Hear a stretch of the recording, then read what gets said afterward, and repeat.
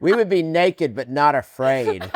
Welcome, Aaron Watson. I would rather shoot a spike with my kids than a world-class elk by myself. And being an outlaw has nothing to do with weed or whiskey. No. Being an outlaw has everything to do with plowing your own path. My dad was a custodian because my dad was also a veteran, and my dad did anything he could do To provide for the family. He said, so you can bet that when we walk out of this bathroom, these will be the cleanest toilets in town. Whatever you do, give it your best. G'day mates, it's your host Mary O'Neill Phillips and you are listening to Country Outdoors Podcast. G'day everyone and welcome back to Country Outdoors Podcast. I am here at Chiefs on Broadway.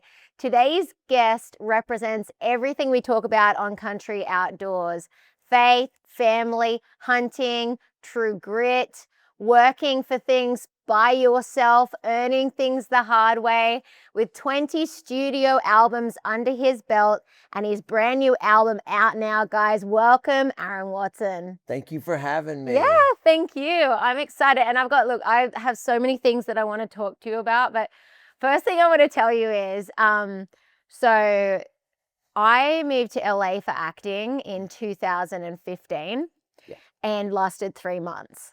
And in that period, my sister was teaching up at San Luis Obispo, up at SLO, at the ag college up there.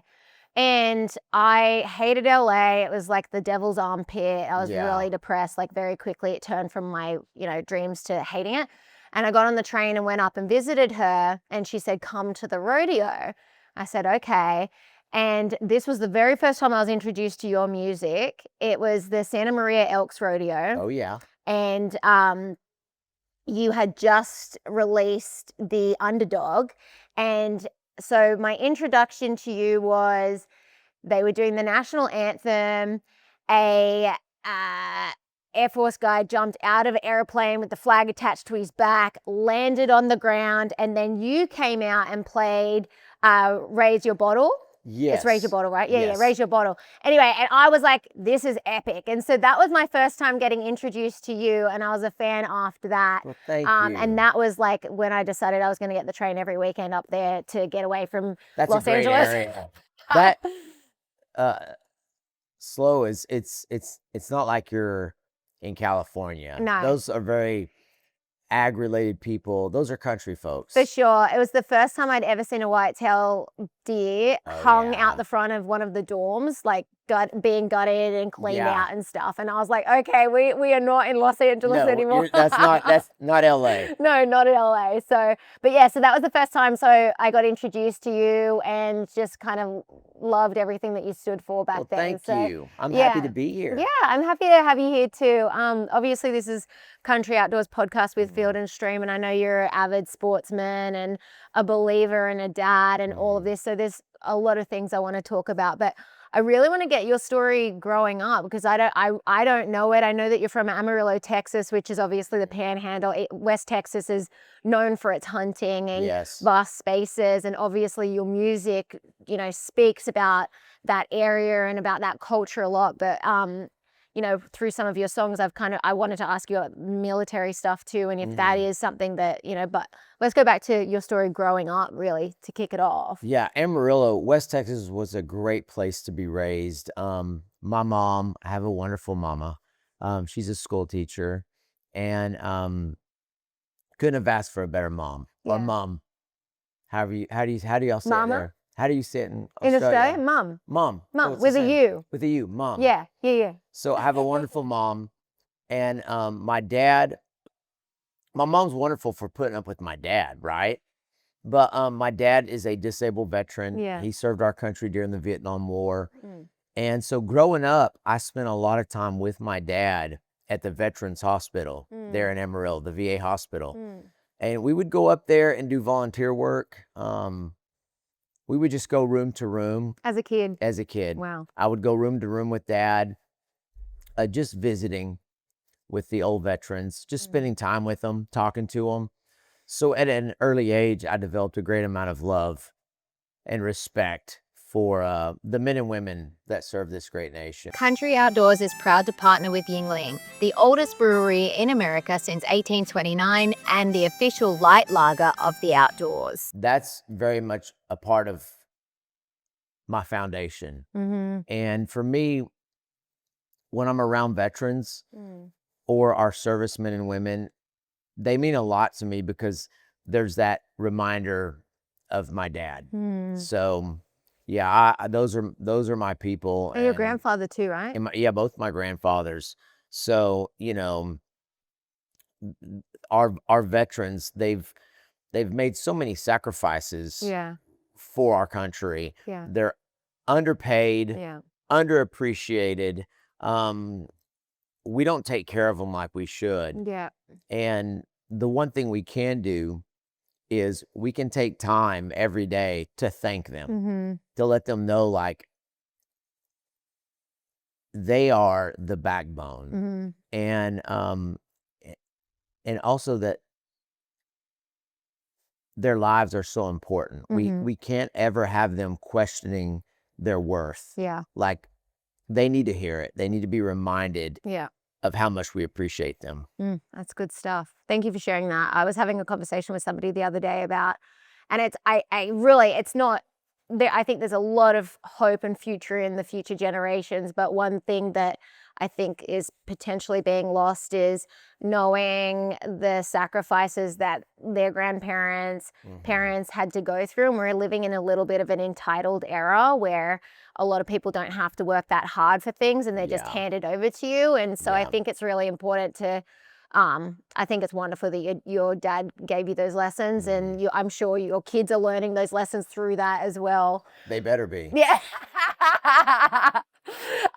There's so many things I want to talk to you about because I doom scrolled your Instagram and I was cracking up watching some of these videos of you and your son Jake, and then there was my little girl's really into dinosaurs at the moment and I watched that dinosaur video that you put up on Instagram and I died. Yeah, I'm ridiculous. No, it's good. But that's one of the beauties about being independent, right? Like you don't have to answer. You can just truly be liberated and be yourself. Absolutely. I've always found so much freedom in being an independent artist. And nothing against a lot of the major label artists. I mean, so many of them talk about being an outlaw or doing their own thing. But I'm like, let me tell you about being an outlaw and doing your own thing. And being an outlaw has nothing to do with weed or whiskey. No. Being an outlaw has everything to do with plowing your own path. For sure. And for me, I don't have anything against major record labels. My story didn't involve them. And my dream was being a songwriter, being a performer. And I've always said I would rather sing my songs that I write in a coffee shop to no one than sing someone else's songs in a stadium. Yeah. And I stand by that. And 20 albums later, 3,000 shows later, 20 something years later, I've had opportunities after we've had #1 albums, top 10 singles. I've had opportunities where I could go, okay, now I can get that record deal. Yeah. When we've had that success and we've had those opportunities to sign a deal, I've always backed off and said, no, I have everything that I could ever dream of.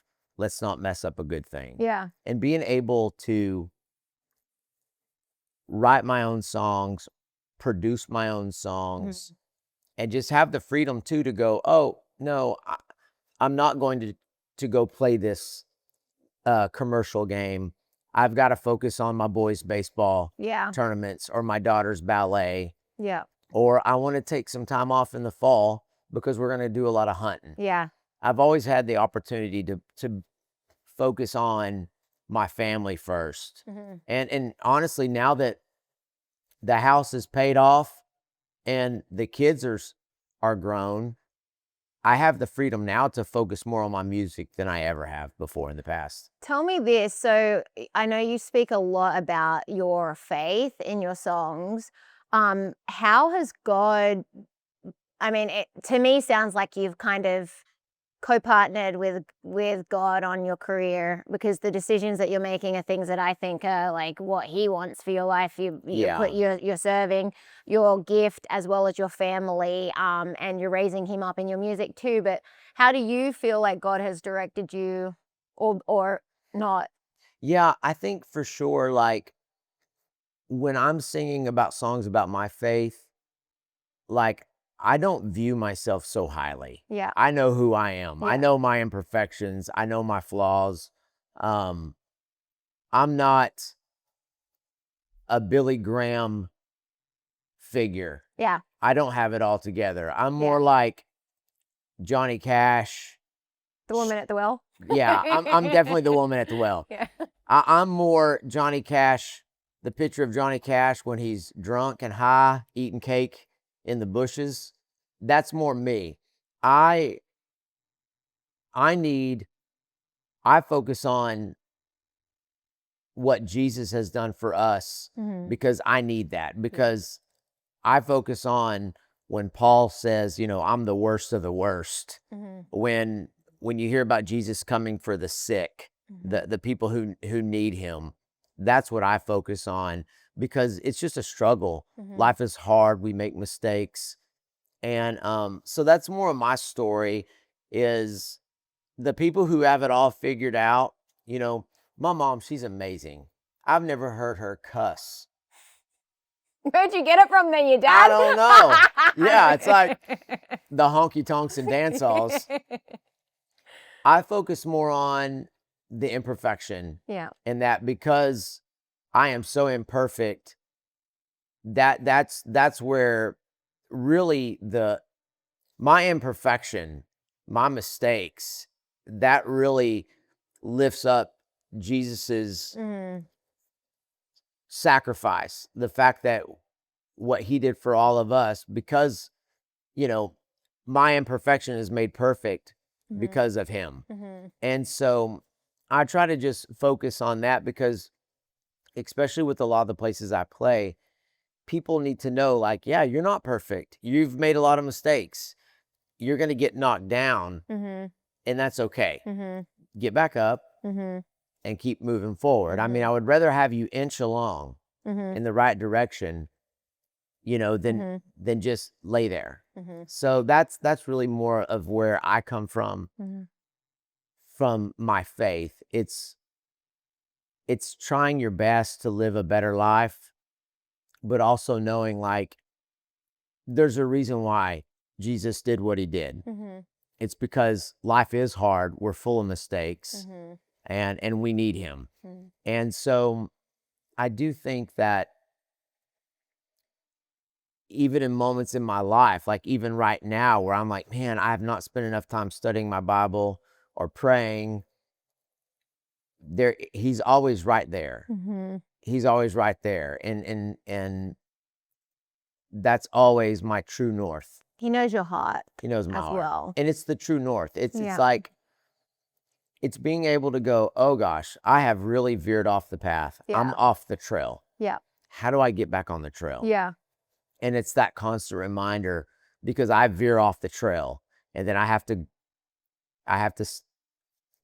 get my bearings straight. Mm-hmm. And he is the true north. He's where I'm trying to get. Mm-hmm. And sometimes, Yeah. he's there, and sometimes I'm going that way. And then there's that reminder Mm-hmm. that I need to turn around and get refocused on the things that matter the most. It's good. You know, a lot of us grew up with Field and Stream, dreaming about our next cast, our next hunt, and our next outdoor escape. And now you can read the best of outdoor storytelling the way it was meant to be read. Field and Stream is back in print. For a limited time, new members get a bonus journal with their first delivery, and premium members also get a members-only hat. This special offer is only available for a limited time, so join the 1871 Club today and head to fieldandstream.com/1871club. Tell me about life growing up, and when did you first get into hunting? Oh, it's so with Dad being a veteran, we didn't do a whole lot of hunting growing up. Yeah. I got to do a lot of bird hunting. Mm-hmm. with friends growing up. You know, pheasant, quail. That was so much fun. You know, my first, um, you know, introduction with firearms was shotguns. Yeah. But then, you know, as I got older, I started, you know, bow hunting, getting into rifles. Yeah. Love bow hunting. What do you shoot? I have a Matthews, and so for me, you know, like last week, for instance, I hunted all week, Yep. and I didn't Shoot anything. didn't shoot anything. Yeah. I took my laptop with me. I think I saw that photo. Yeah, and I was really there because I'm in the studio this week working on another album, but just watching the sun come up. Yeah. It was a full moon. It was hot. Hunting was horrible. But I think the part that I enjoyed the most was parking my truck at the front of the ranch. The moon was so bright that I could see a couple of 100 yards. And I just really enjoyed being outside, hiking in the moonlight. I just love being outside. So this ranch, do you own this ranch? Yeah, it's my place. And so is this your first property that you've owned? It is my first property. I've had it Tell for me about 15 that. years. Okay, because that's massive, right? Like being able to buy your first property, like what was the process of trying to find it, saving for it, then being able to get it? You know, I used to think, how much do I need? Yeah. How much do I need? And I have buddies that have huge, massive ranches in Texas. Yeah. And so I could go use those anytime I wanted. I was always like, how much land do I need to be able for that to be my resort, my happy place? And I looked for years and I could never find a place that just made me go, I have to have this. What were you looking for on the property? For me, I wanted it to be somewhere close to home. Because so you could drive there and drive back? I could drive there, drive back. I wanted a place where I could pick the kids up after school and we could drive to the ranch, spend time, spend weekends. I found a lot of nice places, 3 hours, 4 hours, but I was like, when can I actually use that? It's so far away. We found a place just a little south of Abilene where I've lived for forever. And it's in this part of Texas called the Callahan Divide. And we call them mountains. They're more like mesas or hills to people who are around mountains. But it's beautiful country, lots of hills, oak trees, pecan trees, lots of wildlife. And I found this place. And what's interesting is the old man that owned it, he was asking a lot per acre. And I was like, at the time, I don't think I could have afforded it. And I looked at it. I loved it. It was out of my price range. This is probably 15, 16 years ago. The boys were little. He had a contract on it to sell it to this other guy. Before they closed on the property, that guy went out there with all his friends and had some party. The old man drove out there and there were beer cans laying around. He said, you're not going to look after it. Yeah. And that place was so special to him. The old man called me and he said, you know, you came out here, you had your little boys with you. He goes, I just feel like this place. So we were able to negotiate a price. And we've made so many memories out there. I mean, it's about a little under 400 acres. And I mean, it's just like, it feels like it's 10,000 acres out there, the way the terrain is. It's just, it's my favorite place. When I was 4 or 3, my dad bought our farm, and he always wanted our family to have somewhere, because it was 2 hours out of Sydney, somewhere that we could go, same sort of thing, learn how to ride motorbikes, cattle, all of that. And my entire life, every weekend growing up, we went down to the farm. And then as we became teenagers and we started to get into mischief, it became the place that, all right, we're airlifting them, we're taking them down there. And so it just became this like haven for the family. And then, you know, as you get older, it's like, then we're bringing our kids down there and all of that. And it's just a blessing that you have that for them. It is, and it's a time to like put up your phones. Yeah. Let's go have fun. Let's go drive around in the truck. Let's go shoot our guns. Let's go make music. Mm. Let's take time to watch a sunset, a sunrise. Mhm. You know, we've driven out there when there was the eclipse. Mm. You Oh, know, yeah, yeah. we've driven out there when there was like whatever that moon was Yeah. that was supposed to be the brightest moon ever. We Yeah. went out there to look. I mean, we just have so many memories out Yeah. there, and it's my favorite place to be. That's awesome. And so you started bow hunting, I'm assuming then about what, 20 years ago? Yeah, about 15 20 years 20 years ago. ago. And then do you remember like what was your first like harvest? Oh gosh, well we have a lot of hogs. Yeah, yeah, yeah. So there's It's on your property. Do you have a ton? oh yeah. Can't touch the side. You can't. But that's so fun for the kids. It's so fun. Yeah, because you're like, you bring your buddies down, you guys go shoot the hogs as much as you want. Yeah. We'll be selective on the deer, maybe. Yeah. You can, I mean, for the hogs, it's like shoot as many hogs as you want. Do you have javelinas? We don't have javelinas. That's a little more South Texas. Okay. So I had a lot of experience shooting with hogs. Just bow hunting is something that's just, it's on a whole other level. Mhm. You know, I've got rifles where I can hit something from way far away. Yeah. But when you're bow hunting, it just takes a much more skilled hunter. Mhm. And I still today ruin so many hunts. Mhm. We all do. The wind changes, or you know, the animal comes in behind me and Yep. you know, picks up my scent or whatever. But my first whitetail harvest was this old mature 7-point. Mhm. And that's what I tell people. A lot of people get really into, you know, how big, Especially in Texas. yeah, you start thinking about, you know, the antlers, how big the bones are. Yeah. And I'm like, you know, it's not about, you know, whether this is a 200-inch class deer. It's about your place. Yes. And what is the trophy? What is the big mature buck on your place? Mhm. And we've had years where we have a big, you know, 170 class 12-point. It's just, Yeah. you're excited about. And then we've had years where I'm like, man, the biggest buck we have right now is some 120-inch mature 8-point. Mhm. But you, rather than just go out there and you're just firing arrows, if you're hunting, Mhm. And ethically hunting. yeah, Yeah. you're literally hunting for that mature buck. Yeah.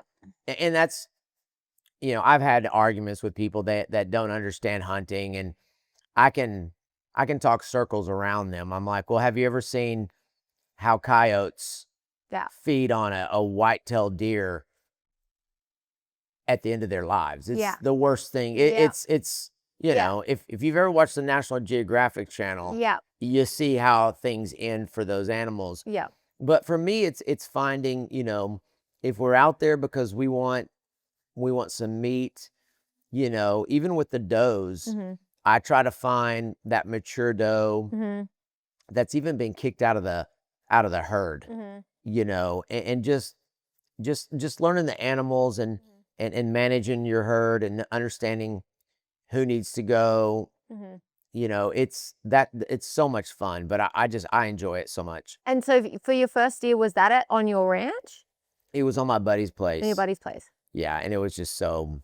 Was It that with a bow? It was with a bow. Cool. And it was so fun. Yeah. I mean, the whole process, the working hard, trying to line up the stars Yeah, so you- you can just get a shot. And especially when you're touring too, like just finding the time to even be able to sit Oh. in a tree or shooting house or wherever you're. Yeah, absolutely. And I've done all kinds of things. I mean, you know, for the kids, I have some nice bow blinds. Mhm. Because, you know, when Yeah. it's 15 degrees outside, I'm not Yeah. going to get my kids sick.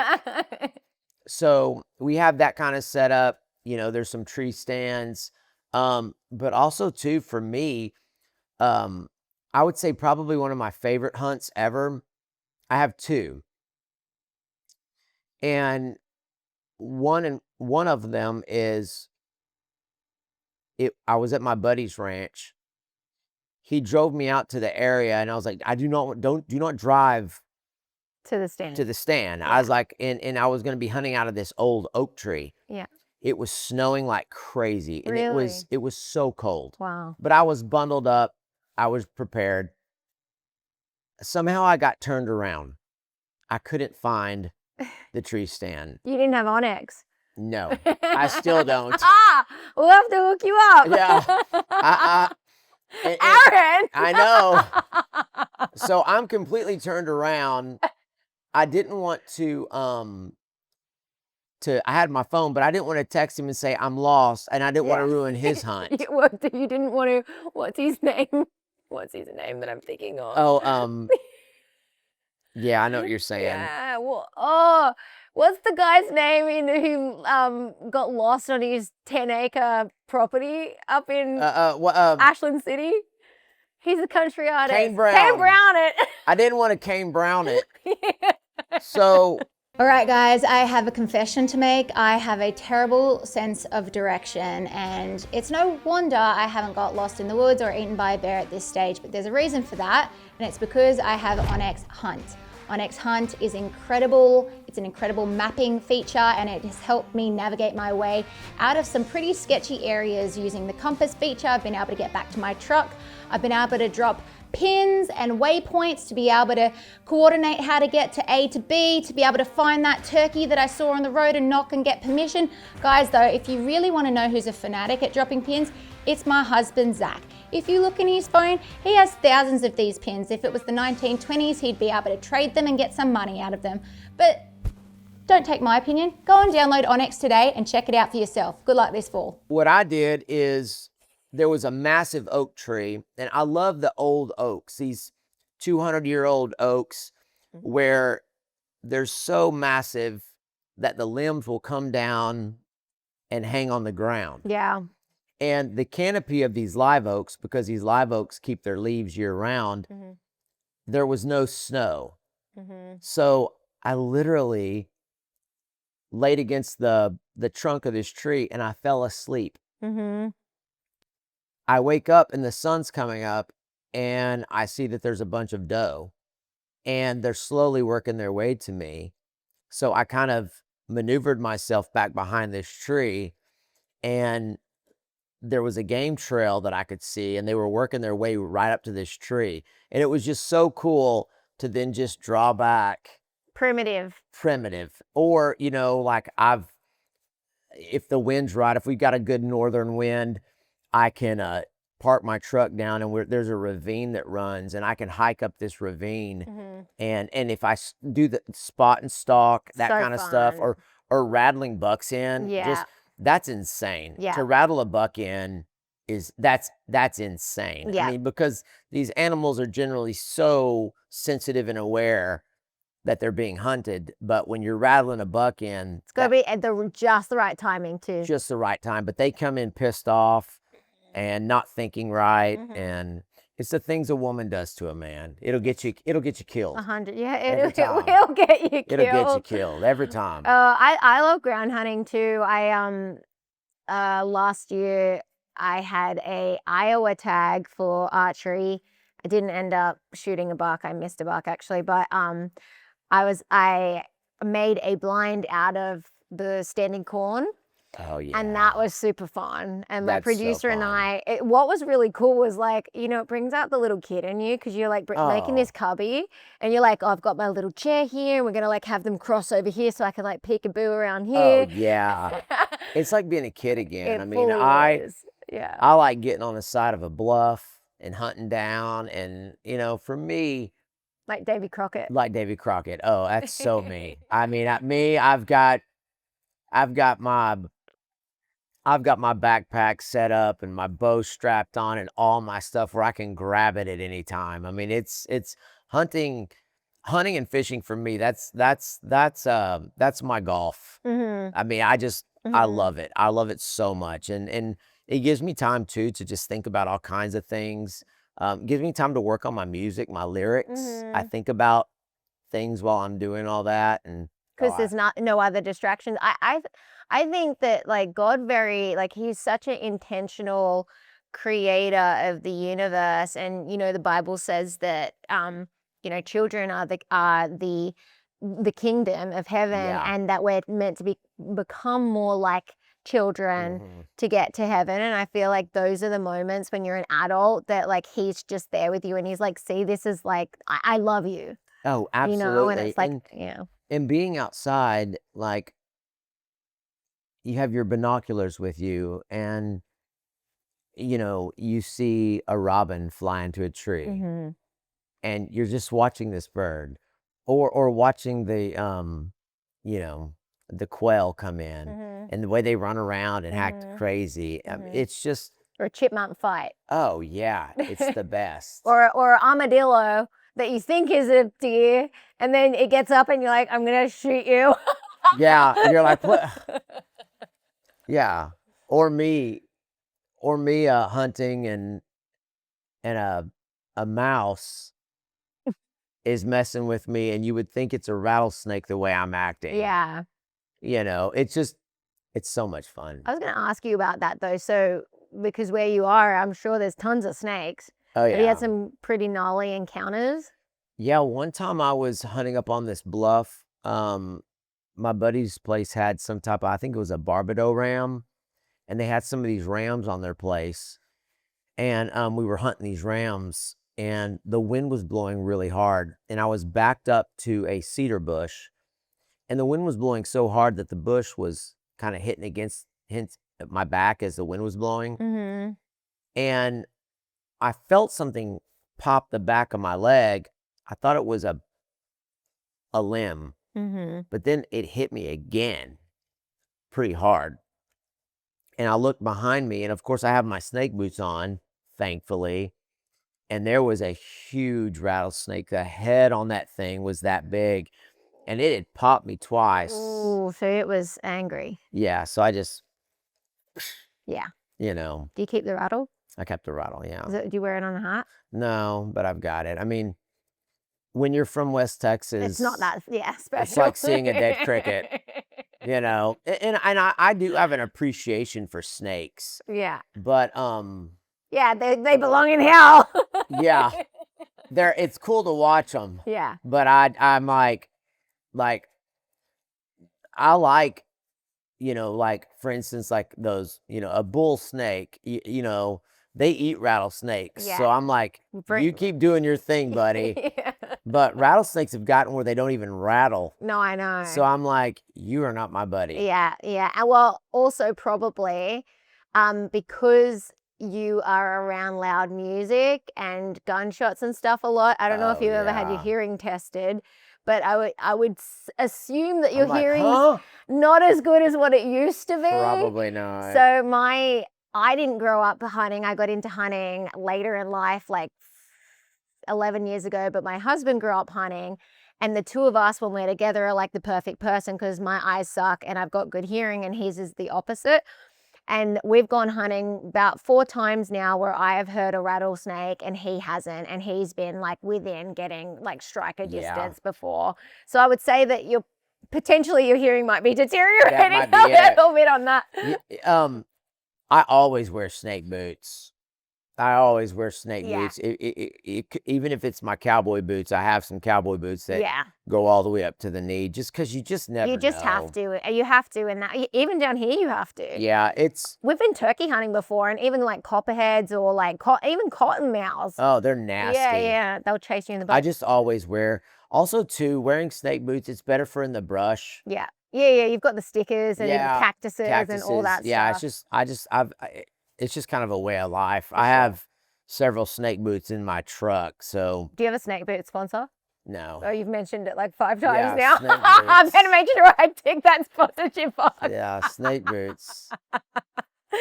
Tell me this, what is your wife's role in hunting camp and all of that stuff? Is she much of a sportswoman, or is she like the camp cook, or? Let me just tell you, whatever a sportswoman is, My wife is the exact opposite of that. Yeah. Now, she grew up around hunting because of her dad. They're from the Northwest, so Yeah. her dad's elk, mule deer, whitetail. I think they're blacktail up there or something. But she loves it. I mean, Yeah. if me and the boys shoot a buck, one of the most exciting things is driving home so they can show mama. Yeah. Yeah. But she helps out some. Like, we shot a couple of turkey and we pulled the breast out of the turkey, and we were like, we want to put these in the crock pot. Yeah. What can we turn these into? Yeah. We really enjoy wild game is just amazing. Yeah.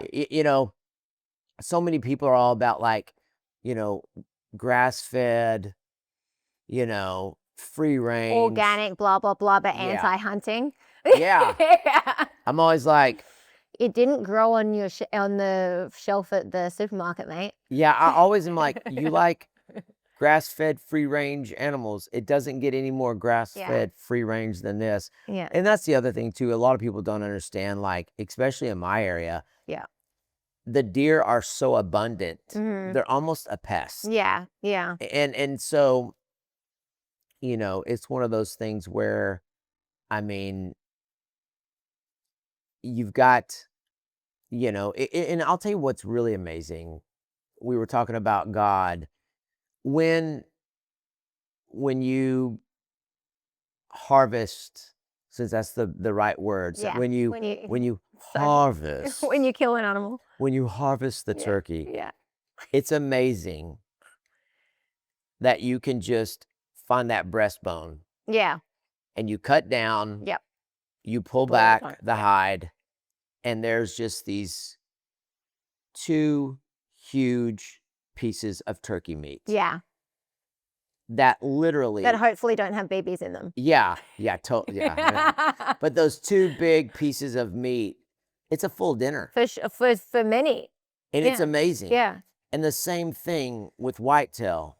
Mm. The fact that you can shoot this whitetail, and I'm not, Slice the backstrap out. oh, Yeah. and there it is. Yeah. And it's amazing just how there's Or no like- blood. Yeah. Or like doves just. Oh, you just pop the breast Yeah. meat out. No blood. Yeah. No blood. These animals were made Yeah. To be eaten. to be eaten. Yeah. And it's an amazing thing. Yeah. It's the same thing with fish. Yeah. I mean, you catch this fish and you gut it, and then there's just all this protein Hmm. right there. And so it's amazing. It makes you realize that these animals were engineered Hmm. Yep. to feed us. Well, in the Bible, he says, "Fishers of men make fishers of men." Absolutely. Yeah. To 100, I don't think I lose my enthusiasm.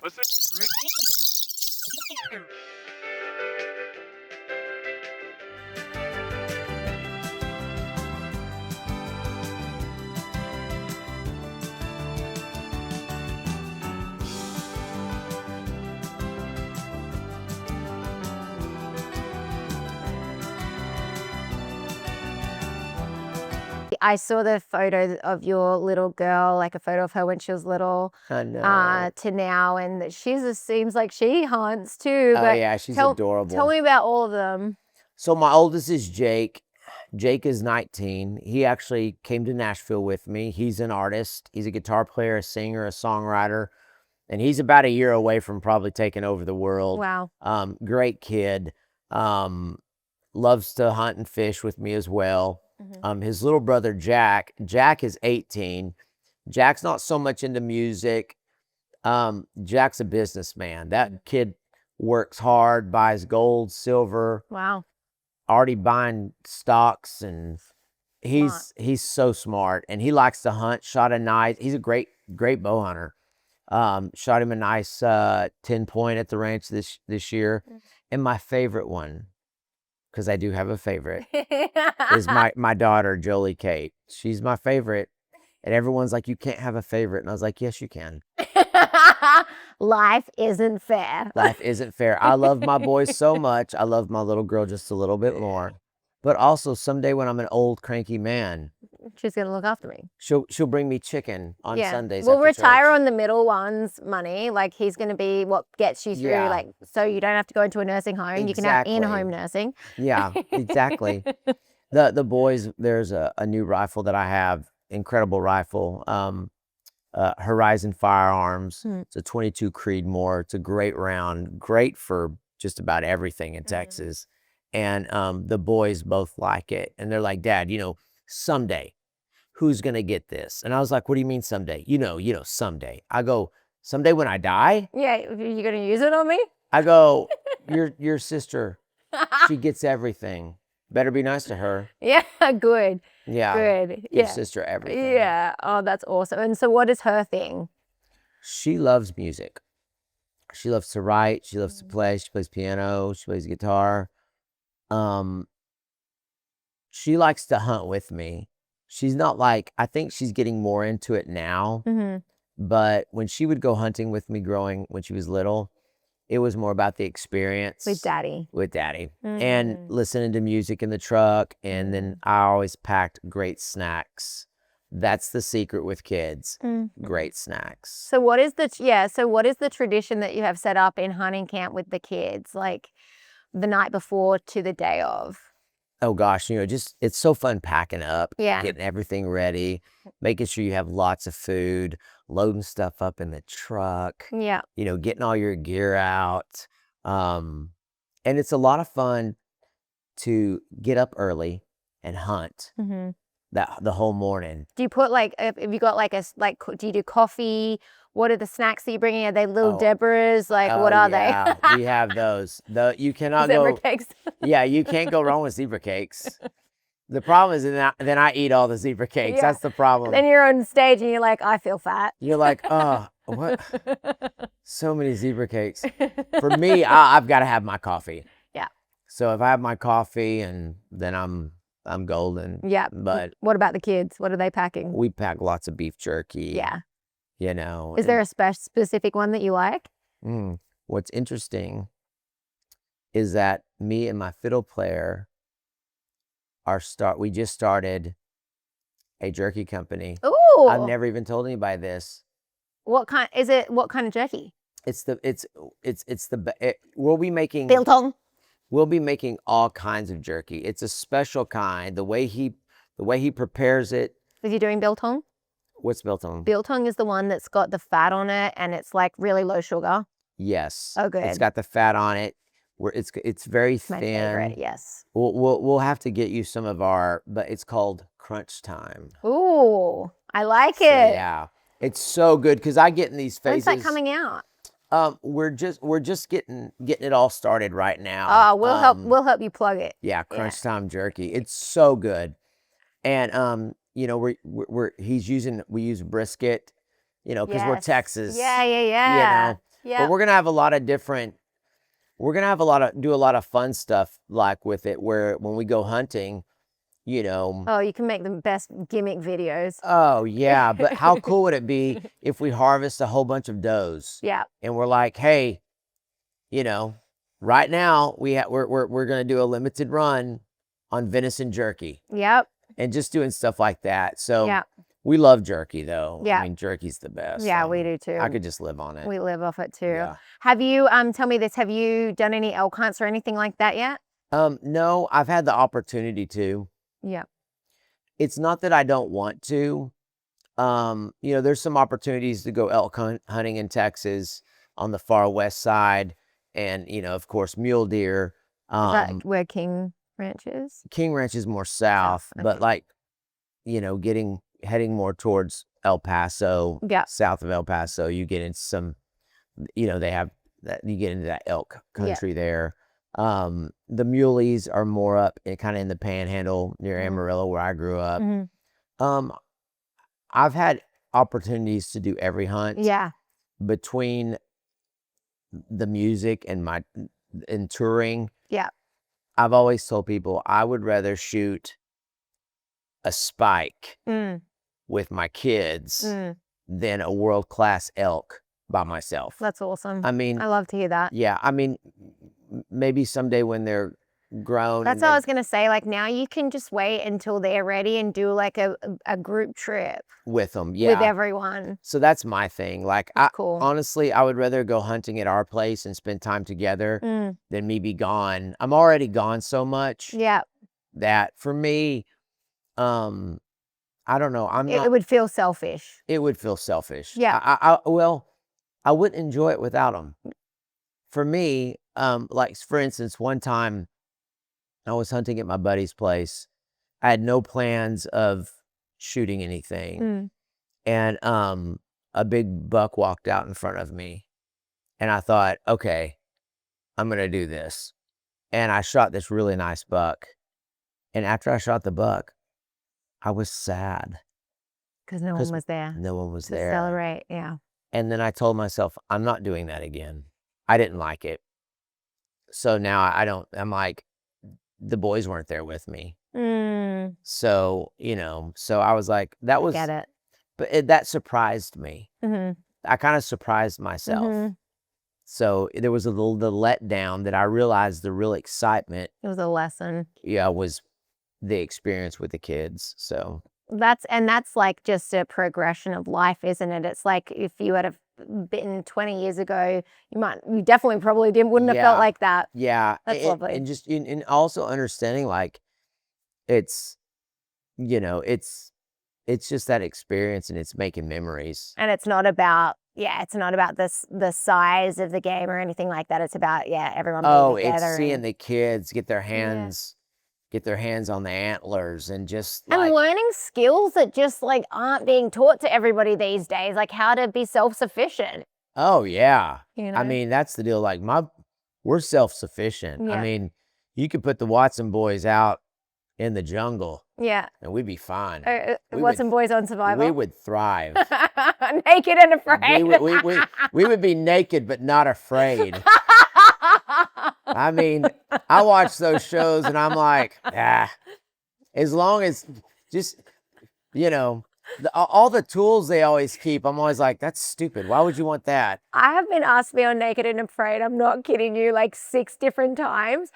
And I keep saying to them, I'm not an idiot. I hunt. I know what these places are like. I don't want to be in a swamp for like 3 months covered in mosquito bites. Yeah, I'm kind of like no, I don't have it. I don't have to prove myself that bad. First of all, I'm kind of like, can I at least have like a little something? Adam and Eve leaf. Can I at least have a leaf for crying out loud?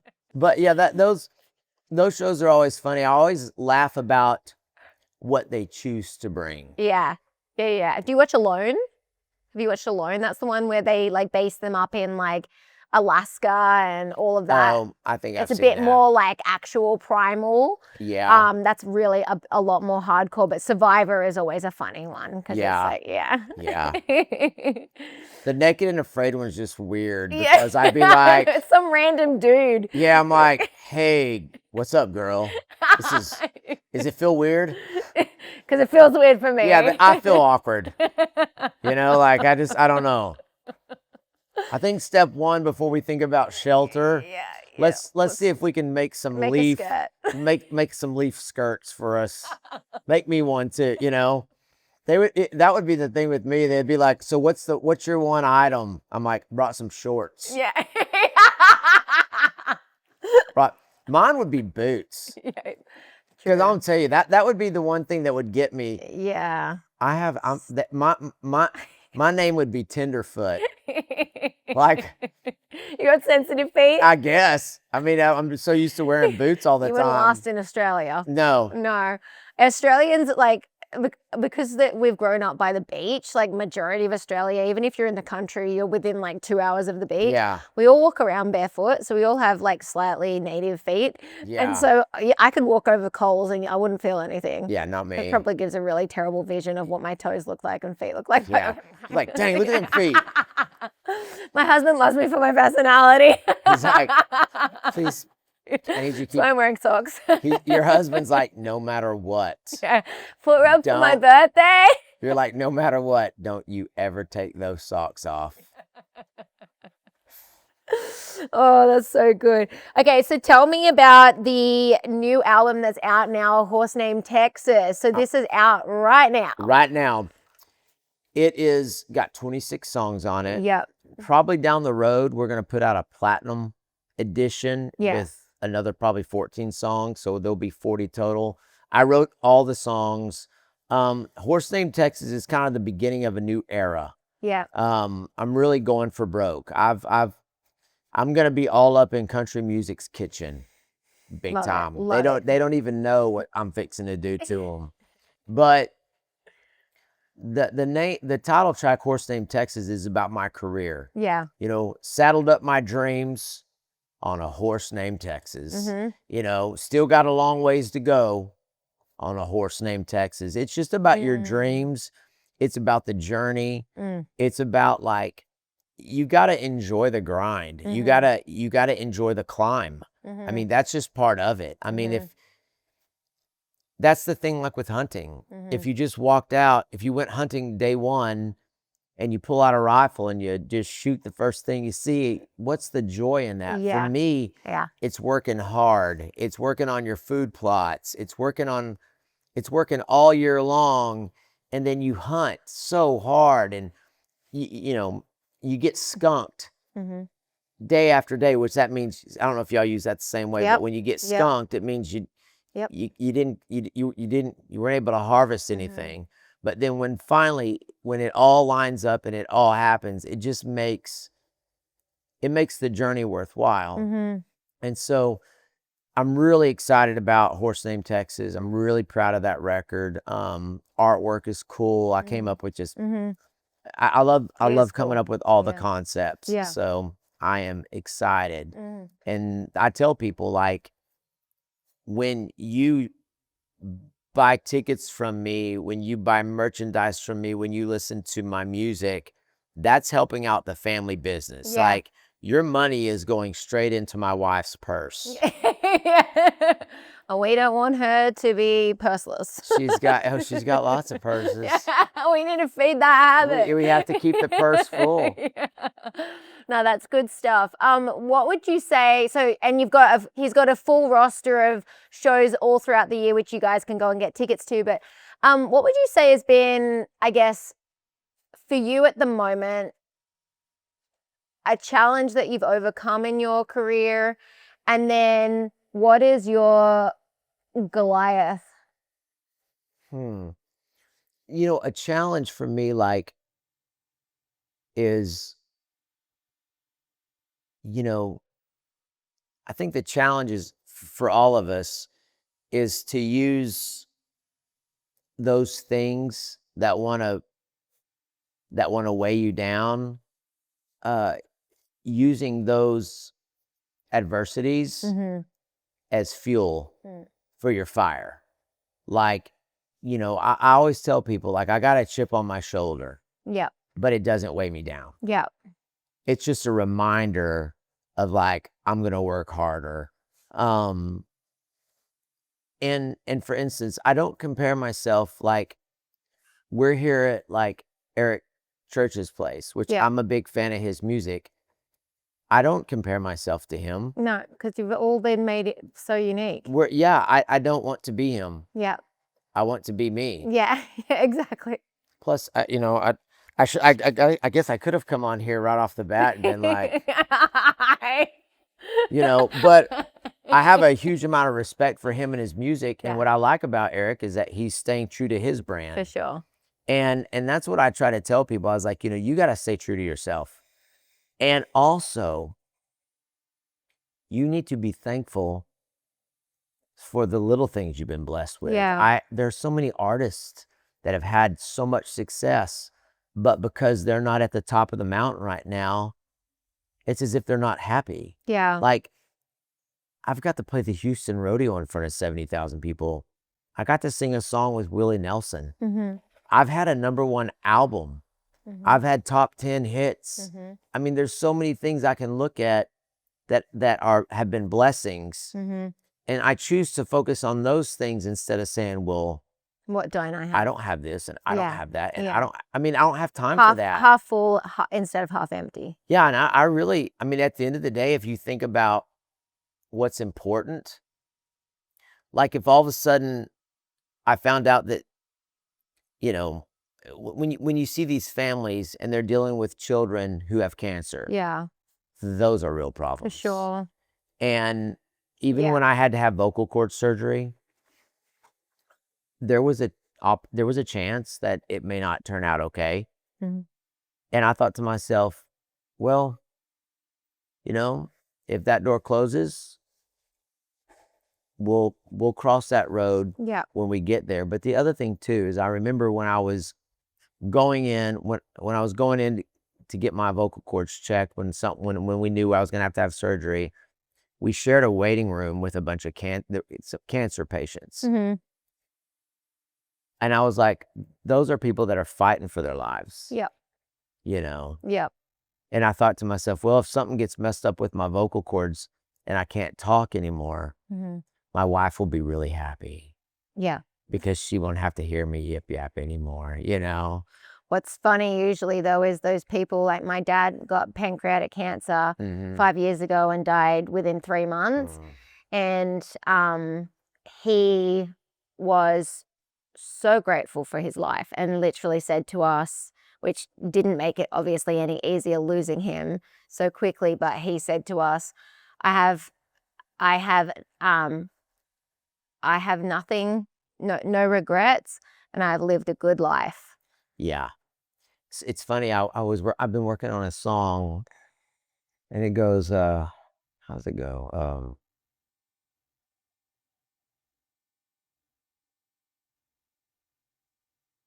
Time's a thief, short and sweet.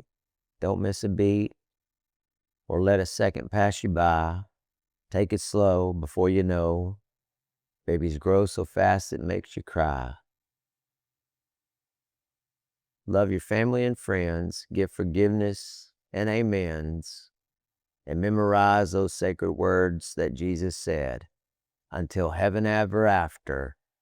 Live a life so full of laughter that you can't help but smile on your deathbed. Mm-hmm. And so Beautiful. that kind of reminds me of your dad's mentality, because that's really the thing. It is live that life. I mean, your dad ran a good race.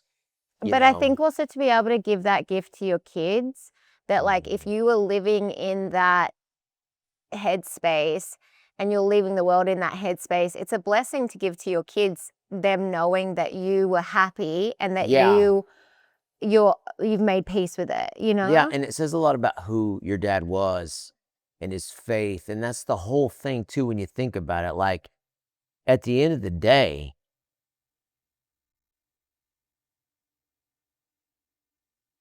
what's the bait on the end of Jesus's hook? Salvation. It's eternal life. It's salvation. Yeah. It's forgiveness. Mm-hmm. It's spending eternity in heaven with him. Mm-hmm. That's the bait.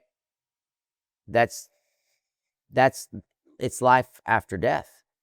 And so if you believe that, while you don't want to leave this earth, that is, death is upon us all. Mm-hmm. And when it's our time, that's the comfort. That's the hope. Mm-hmm. That's the hope we have in Jesus. Mm-hmm. That's why you believe. And that's where your faith means everything. Mm-hmm. And also too, that's where family means everything. Yeah. I mean, I know when it's my time, it's like to look at my 3 kids and to know I did at least 3 things right, you know? Mm-hmm. So yeah, that's the goal, is to be able to live a life like your dad. So when it's that you have that peace, that you can say goodbye, and you know you did a good job. Yeah, and you've given them the foundation and tool that can help them get to that point themselves one day. Absolutely. Yeah. Absolutely. That's really good stuff. I've got a couple of questions here for you. Oh no. Okay, let's see. Okay, I think I grabbed, okay. Is that one of them? Yep. You're going to Okay. go through the whole thing. Okay, let's see. Since 1973, the National Wild Turkey Federation has been working tirelessly to conserve the wild turkey and to preserve our hunting heritage. Today, the need for hunters to get involved is just as important as the wild turkey is facing declines, and the continuation of our outdoor pursuits are at risk in many parts of the country. Visit nwtf.org and join for just $35 to leave a lasting legacy that will help conserve wildlife and unite a nation through life-changing power of the outdoors. Bucket list hunt. Mm. My bucket list hunt is I'm waiting for the day that a big old whitetail with a drop tine walks out in front of me On your property. on my property. Yeah. That's the Bugatti Yeah. to have that. Yeah. That just low fence monster. With my bow, I shot a huge 8-point probably 7 years ago. One of the prettiest old bucks I've ever seen. I mean, he was just, and I thought, but I'll see these guys post pictures with drop time bucks. Yep. Yeah, that's it. Bucket list hunt, drop time buck. I missed when I first started bow hunting and I was drawing back like 36 pounds or something stupid. So light. I missed a double drop. Oh, It was super quiet and I shot and he just heard it and ducked it. And yeah, that was it. And that's what's so hard about bow hunting. Like, yeah, because it's physical too. Like you need to be able to draw back weight on a good bow. Yeah, it's very physical. But the other thing too is that, like, for instance, I was in South Texas and I've been hunting this one buck for months. And the one day where he came within range, it was so quiet that Even just drawing back. Yeah. The sound of your clothing or anything. Yeah. He was. Yep. It's just so hard. Yep. Bow hunting is next level. Yeah. And two, if you've hunted long enough, like I can watch those whitetail, and I can see their mannerisms, how they act. I can look at that deer and go, man, very skittish. You can see them twitch, and the way they act when they're not comfortable and they know something's up. And it's like, I know that buck is, if I don't get him within 20 yards, he will jump that air. He'll jump the string. Yeah. He'll duck. Yep. And so you learn as you go. And those old bucks don't live that long without being smart. Oh, they know exactly what's going on. They know exactly what's going on. Again? Okay, another one. Again. All right. Let's see. Okay, here's one. Oh, wait. Oh, this is one. Advice you've been given. I told this story, but my dad, who's a veteran, I was 12 years old. Dad was a custodian. And I used to think I didn't like to share that when I was a kid. My dad cleans toilets. And I wasn't ashamed. I just didn't share that. Maybe I was worried that kids might make fun of me or something. But as I've gotten older, like, I'm really proud that my dad was a custodian, because my dad was also a veteran, and my dad did anything he could do to provide for the family. And I would be a custodian right now if I had to. Yeah. And all my buddies, we were cleaning the church, and all my friends were across the street. There was a swimming pool, and they were all swimming. I wanted to go swim, but my dad said, I need you to help me today. And I threw a fit. I was just being a stinker about it. And I'll never forget that I was on my hands and I was on my knees with the yellow gloves, and I'm cleaning the toilets, and my dad was in the bathroom stall next to me, and I'm complaining. And my dad leaned around the privacy wall and he said, hey, he goes, do you think that when I was your age, I wanted to grow up and be a custodian someday? He goes, I wanted to be a Major League Baseball player. He goes, but I got hurt in the war, and I never dreamed that someday that I would be married and that I would have 2 kids. He said, but God has blessed me with your mama, you and your sister, and he's blessed me with this job. He said, so you can bet that when we walk out of this bathroom, these will be the cleanest toilets in town.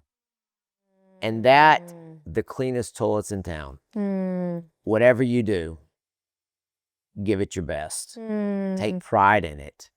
And I've taught that to my kids. Like, even when you write your name, you write your name nice. That is, that name. Take pride. Take pride in your name. And not to be prideful, to take pride.